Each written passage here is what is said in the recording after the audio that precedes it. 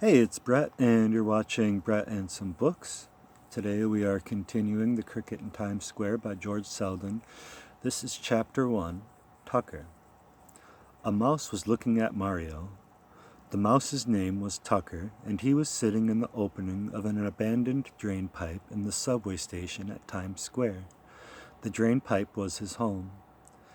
Back a few feet from the wall, it opened out into a pocket that Tucker had filled with the bits of paper and shreds of cloth he collected. And when he wasn't collecting, scrounging as he called it, or sleeping, he liked to sit at the opening of the drain pipe and watch the world go by, at least as much as the world as hurried through the Times Square subway station. Tucker finished the last few crumbs of a cookie he was eating, a Lorna Doone shortbread he had found earlier in the evening, and licked off his whiskers. Such a pity, he sighed. Every Saturday night, now for almost a year, he had watched Mario tending his father's newsstand.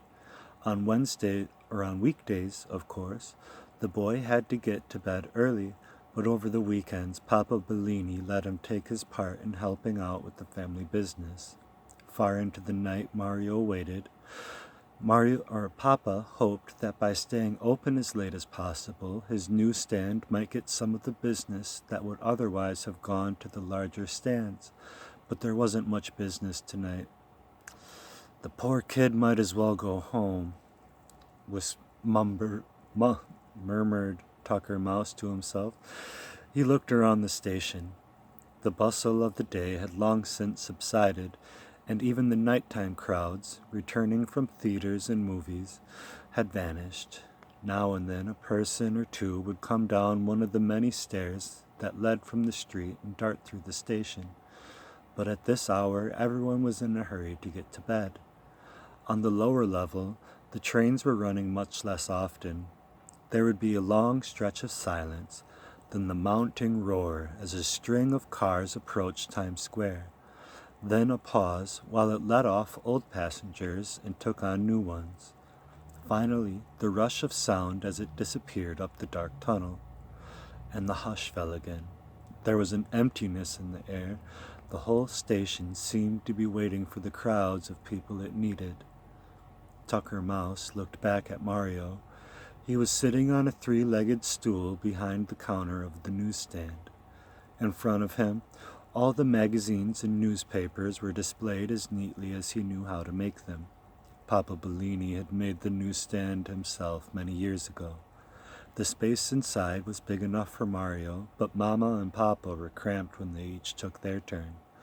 A shelf ran along one side, and on it were a little second-hand radio, a box of Kleenex for Mama's hay fever, and a box of kitchen matches for lighting Papa's pipe, a cash register for money which there wasn't much of, and an alarm clock for no good reason at all. The cash register had one drawer which was always open. It had gotten stuck once with all the money the Bellinis had in the world inside it, so Papa decided it would be safer to never shut it again. When the stand was closed for the night, the money that was left there to start off the new day was perfectly safe, because Papa had also made a big wooden cover with a lock that fitted over the whole newsstand. Mario had been listening to the radio.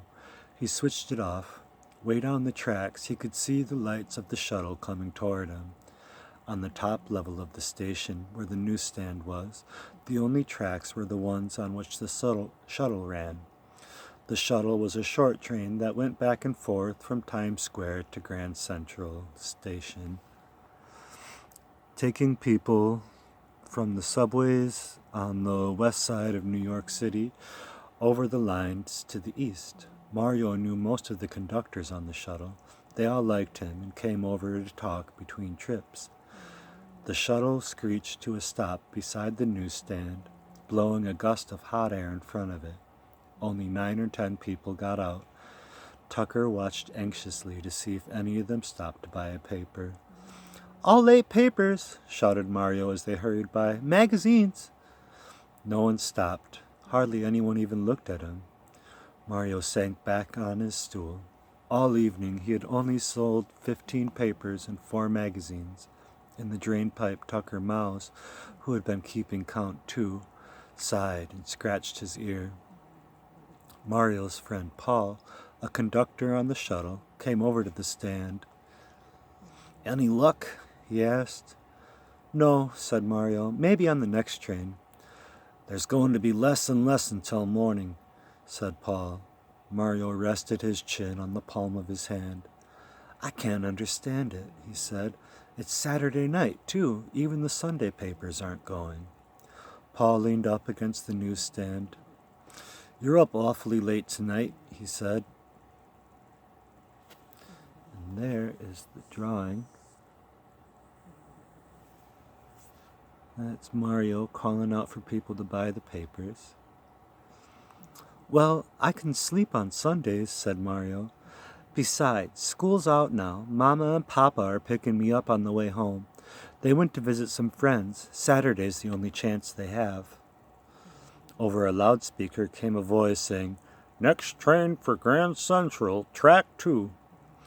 "Night, Mario," Paul said. He started off toward the shuttle. Then he stopped, reached in his pocket, and flipped a $50 over the counter. Mario caught the big coin.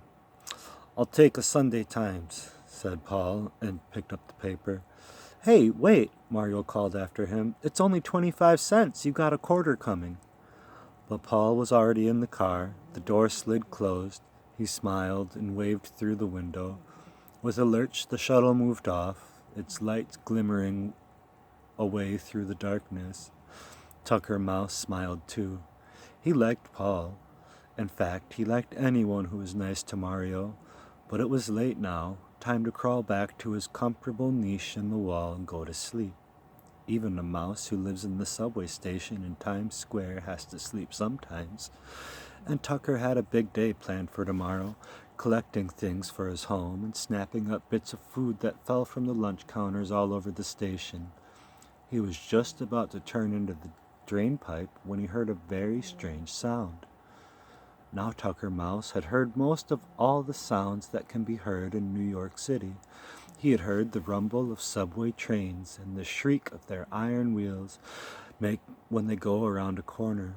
From above, through the iron grills that opened onto the streets, he heard the thrumming of rubber tires of automobiles, and the hooting of their horns, and the howling of their brakes.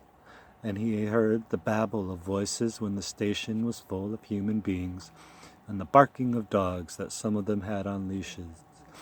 Birds, the pigeons of New York, and cats, and even the high purring of airplanes above the city Tucker had heard. But in all his days, and on all his journeys through the greatest city in the world, Tucker had never heard a sound quite like this one.